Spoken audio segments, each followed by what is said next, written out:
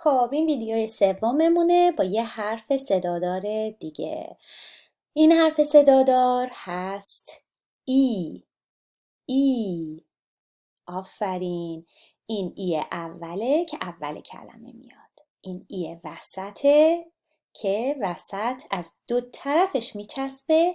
اینم ای آخره که یا از این ور میچسبه یا به تنهایی میاد. حالا با هم اینا رو میخونیم. اید، دید. آن، ایران. آن، ایمان. آب، آبی. ای، سینی.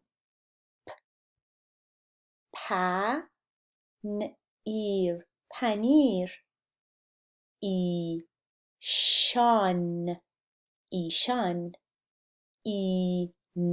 این. حالا یه بار دیگه با همینا رو میخونیم. دید، ایران، ایمان، آبی، سینی، پنیر، ایشان، این. آفرین. اینا رو هم تمرین کن تا یه ویدیو دیگه دوباره با هم ببینیم.